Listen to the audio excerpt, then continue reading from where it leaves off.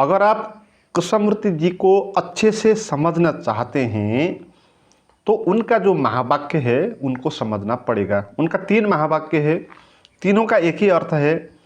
पहला वाक्य है the observer is the observed, दूसरा वाक्य है the controller is the controlled, और तीसरा वाक्य the thinker is the thought.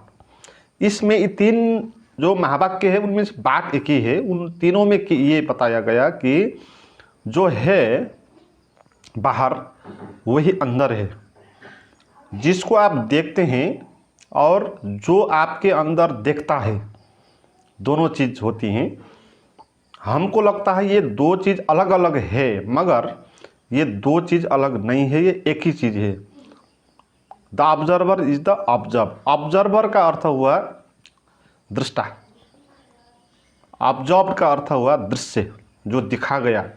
जैसे मैंने कुछ पेड़ देख लिया तो क्या हो गया, पेड़ ऑब्जर्व्ड हो गया, और मैं जो देखने वाला हूँ वो ऑब्जर्वर हो गया।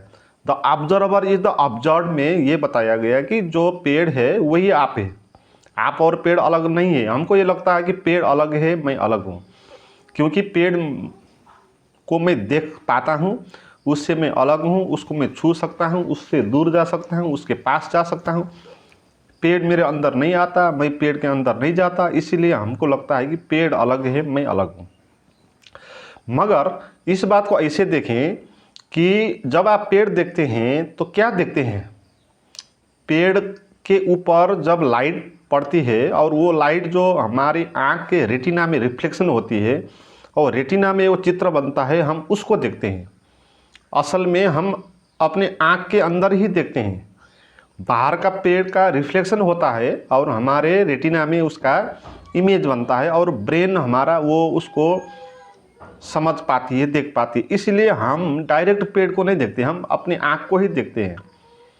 पहली बात तो ये। दूसरी बात ये कि पेड़ जैसा है वैसा हम नहीं देखते हैं, हम जैसा पेड़ को देखना चाहते हैं वैसा देखते हैं।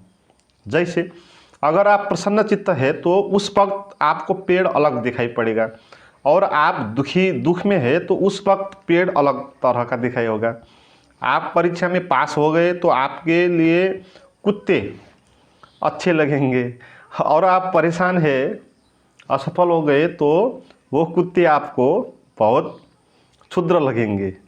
तो कुत्ते और पेड़ जो होता है वो जैसा होता है वैसा हम नहीं देखते हैं। हम हमारे पास जैसे मनोवृत्ति है वो हम उसमें थोपरते हैं और वो देखते हैं। इसलिए बात यह है कि जो दिखाई पड़ता है वो हम ही होते हैं, है ना, हम ही होते हैं।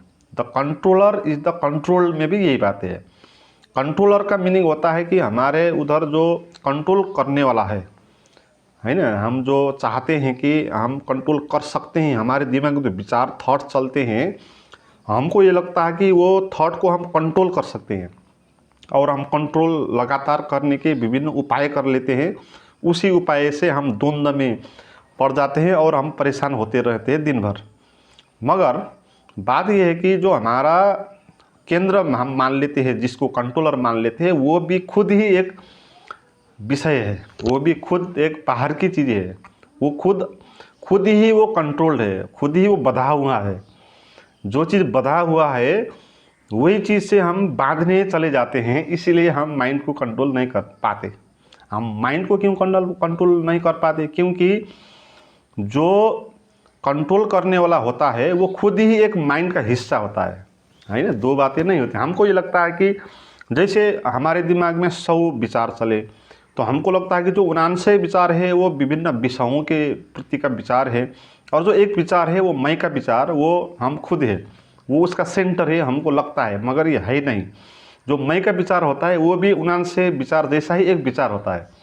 इसीलिए हम विचारों से विचारों को दबा नहीं सकते, इसलिए हम कभी भी माइंड को कंट्रोल नहीं कर पाते, है ना। हमारा भ्रम ये होता है कि हम वाला विचार जो होता है, मैं वाला विचार, मैं ये हूँ वाला विचार, वो विचार को हम कंट्रोलर और ऑब्जर्वर ऐसे बोलते हैं, व थिंकर ऐसे बोलते हैं। इसको हम अलग मान लेते हैं और विषय से, है ना, उसको हम बहुत वैल्यू देते हैं। लगता है कि वो पावरफुल है और विचार से और दृष्टि से, मगर ये है नहीं।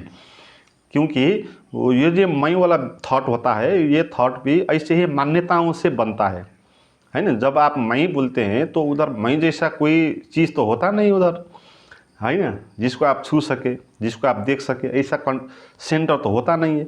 और मैं जब बोलते हैं हम, वो एक मान्यता होती है। जैसे हम बाहर की चीज़ के लिए मान्यता होती है ना। जैसे कुत्ते आपने देख लिया तो उसके ऊपर आपका मान्यता होगा कि कुछ कुत्ते ऐसा होना चाहिए, वैसा होना चाहिए, गलत है, ये सही है।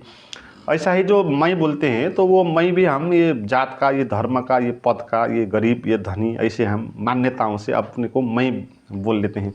तो इसलिए मैं वाला विचार भी ऐसा ही विचार है जैसे दूसरे विषयों के विचार होते हैं, है ना। तो भ्रम ये होता है कि हमको लगता है कि मैं वाला विचार अलग है ना। इसी भ्रम से हमको ये लगता है कि ये मैं वाला विचार अन्य विचारों को कंट्रोल कर सकता है, इसीलिए हम कंट्रोल करने में लगे होते हैं, मगर ये होता नहीं है। इसीलिए कृष्णमूर्ति जी की जो बात है उसमें हम ये जानेंगे कि ये कंट्रोल करने का जो प्रयास है ये व्यर्थ है। क्योंकि कौन किसको कंट्रोल करेगा? जो कंट्रोल करना चाहेगा वो खुद ही कंट्रोल है, वो खुद ही एक विषय है, वो खुद ही ऑब्जर्व है ना। एक ही बात है। तो इसीलिए अपने को दो हिस्सों में मत बटो, है, इंटीग्रेटेड करना पड़ेगा हमको अपने को। और जब हम ये बात समझ पाएंगे कि ये बाहर जो दिख रहा है वो और वो जो देख रहा है वो एक ही है ना। जो दिमाग में विचार चल रहा है वो और जो दिमाग को कंट्रोल करने वाला है वो भी एक ही है, एक ही वर्ग में आते हैं वो सब, है ना। इसीलिए वो द्वंद्व करने का कोई मतलब नहीं है ना। तो इसीलिए हम दिमाग को शांत कर लेते हैं, फिर लड़ने का कोई मतलब नहीं है, दिमाग कंट्रोल करने का कोई मतलब नहीं है। हम जब छोड़ देते हैं दिमाग कंट्रोल करने वाला विचार, तो विचार अपने आप शांत होते हैं, है ना। विचार क्यों हम पर हावी होते हैं?